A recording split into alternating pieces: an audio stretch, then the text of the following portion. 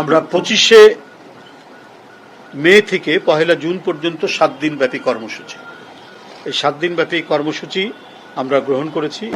শাহাদাত বার্ষিকী উপলক্ষে বিভিন্ন অঙ্গ সংগঠন তারা আলোচনা সভা পোস্টার প্রকাশ করবে এবং 31শে মে রবিবার বেলা 2টায় বিএনপির উদ্যোগে রাজধানীর রমনাস্থ ইনস্টিটিউশনে যে দলের পক্ষ থেকে যে আলোচনা সভাটা হয় সেই আলোচনা সভাটি অনুষ্ঠিত হবে।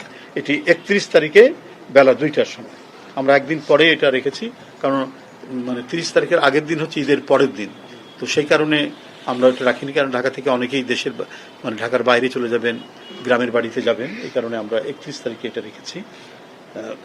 এছাড়াও আপনারা জানেন যে দিবসটি উপলক্ষে বরাবরের মতোই ভোর 6টায় দলের নয়াপল্টনস্থ কেন্দ্রীয় কার্যালয় সহ সারা দেশে দলীয় পতাকা অর্ধনমিতকরণ করা হবে, হাফমাস্ট এবং কালো পতাকা উত্তোলন করা হবে।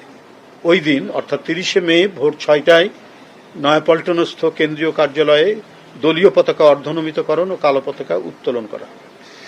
ওই দিন সকাল 11টায় দলের সিনিয়র নেতৃবৃন্দ সহকারে বিএনপির নেতৃবৃন্দ এবং অঙ্গ সংগঠনের নেতৃবৃন্দ শহীদ রাষ্ট্রপতি জিয়াউর রহমানের মাজারে পুষ্পার্ঘ্য অর্পণ ও মাজার জিয়ারত করবেন এবং জিয়ারত শেষে জাতীয়তাবাদী ওলামা দলের উদ্যোগে মাজার প্রাঙ্গণে দোয়া মাহফিল অনুষ্ঠিত হবে।